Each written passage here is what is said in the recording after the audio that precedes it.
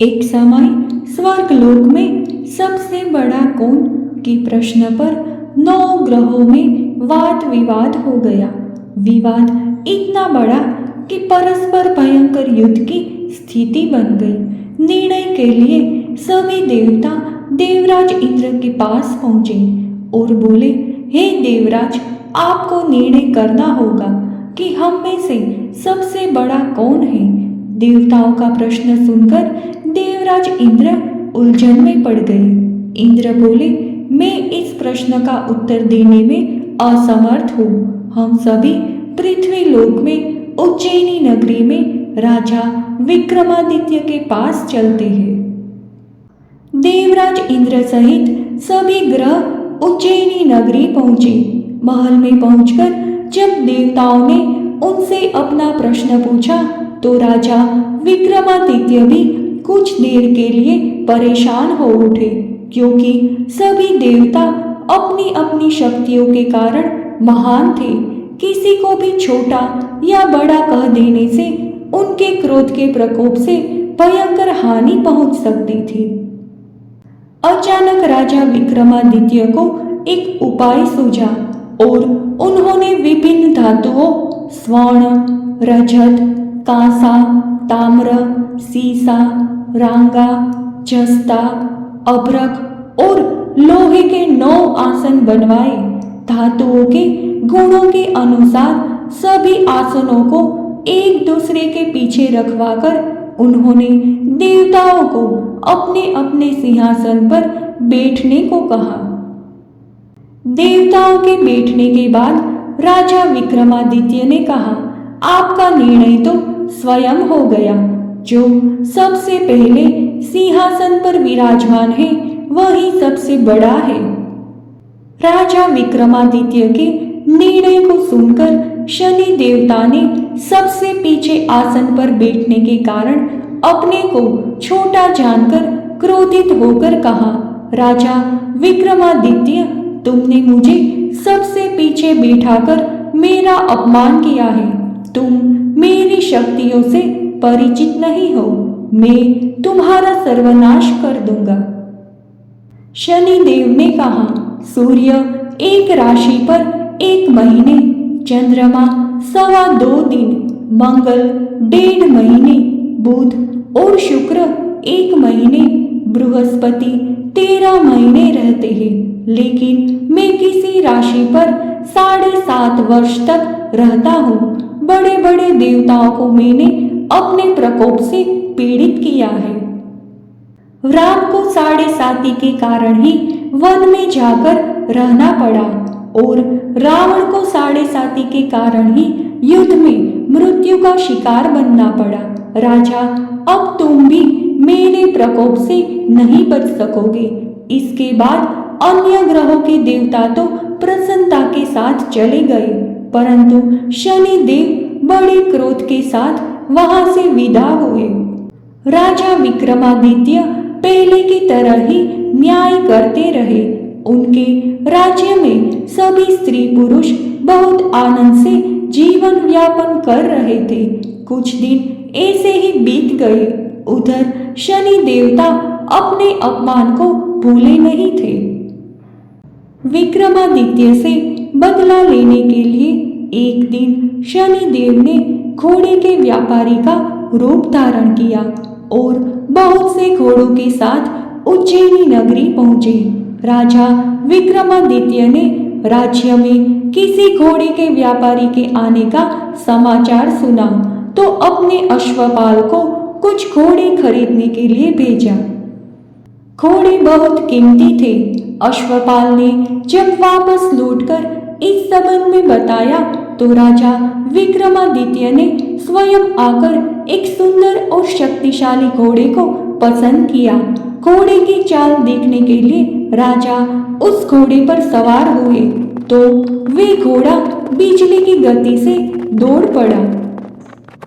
तेजी से दौड़ता घोड़ा राजा को दूर एक जंगल में ले गया और फिर राजा को वहां गिराकर जंगल में ही कहीं गायब हो गया। राजा अपने नगर को लौटने के लिए जंगल में ही भटकने लगे, लेकिन उन्हें लौटने का कोई रास्ता नहीं मिला। राजा को भूख प्यास लग आई। बहुत घूमने पर उसे एक चरवाहा मिला। राजा ने उनसे पानी मांगा। पानी पीकर राजा ने उस चरवाहे को अपनी अंगूठी दे दी। फिर उससे रास्ता पूछकर वह जंगल से निकलकर पास के नगर में पहुंचा। राजा ने एक सेठ की दुकान पर बैठकर कुछ देर आराम किया। उस सेठ ने राजा से बातचीत की तो राजा ने उसे बताया कि मैं उज्जैनी नगरी से आया हूँ। राजा के कुछ देर दुकान पर बैठने से सेठ जी की बहुत बिक्री हुई। सेठ ने राजा को बहुत भाग्यवान समझा और खुश होकर उसे अपने घर भोजन के लिए ले गए। सेठ के घर में सोने का एक हार खूंटी पर लटका हुआ था। राजा को उस कमरे में छोड़कर सेठ कुछ देर के लिए बाहर गए। तभी एक आश्चर्यजनक घटना घटी। राजा के देखते ही देखते सोने के उस हार को खूंटी निगल गई।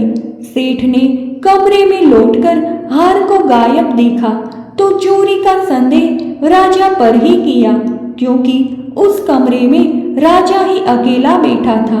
सेठ ने अपने नौकरों से कहा कि इस परदेसी को रस्सियों से बांधकर नगर के राजा के पास ले चलो। राजा ने विक्रमादित्य से हार के बारे में पूछा तो उसने बताया कि उसके देखते ही देखते खूंटी ने हार को निगल लिया था। इस पर राजा ने क्रोधित होकर चोरी करने के अपराध में विक्रमादित्य के हाथ पांव काटने का आदेश दे दिया।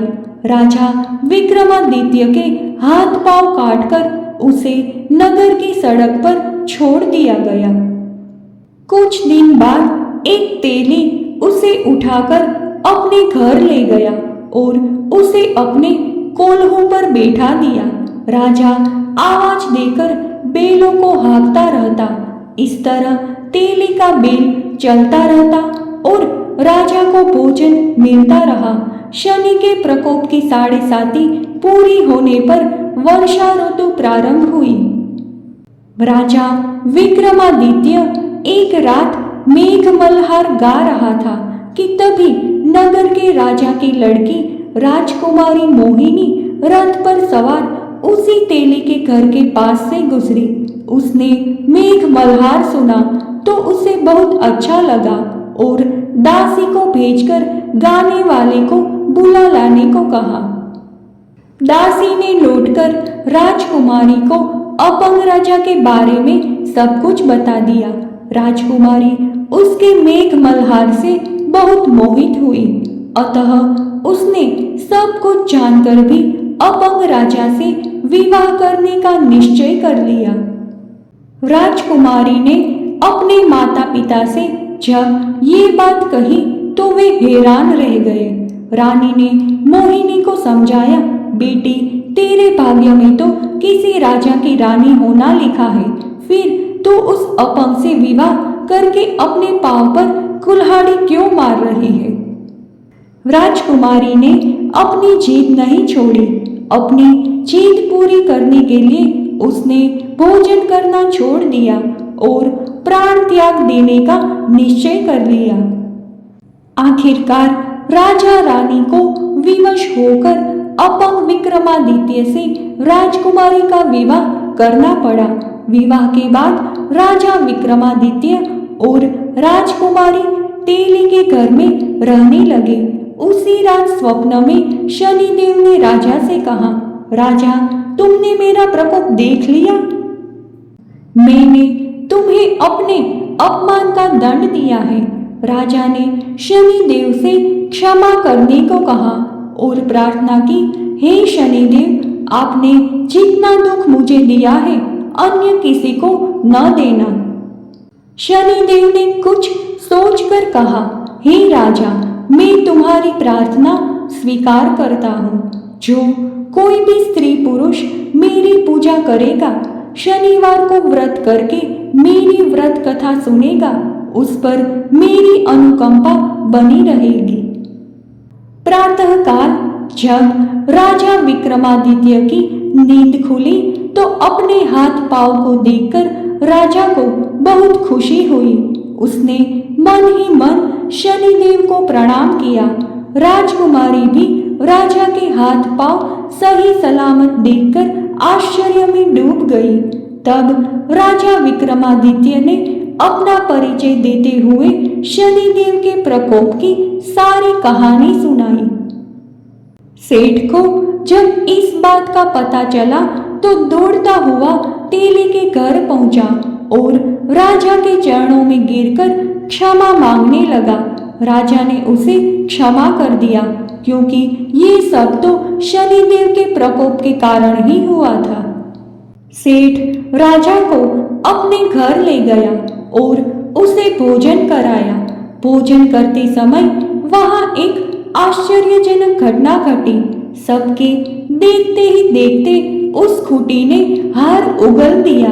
सेठ जी ने अपनी बेटी का विवाह भी राजा के साथ कर दिया और बहुत से स्वर्ण आभूषण, धन आदि देकर राजा को विदा किया।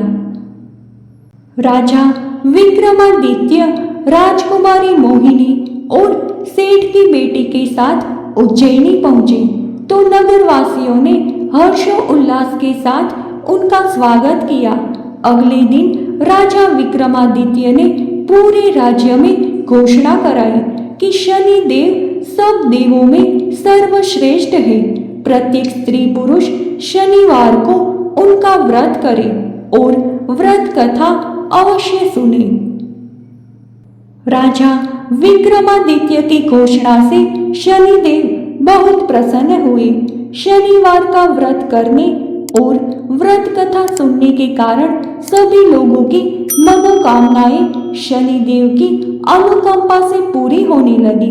सभी लोग आनंद पूर्वक रहने लगे।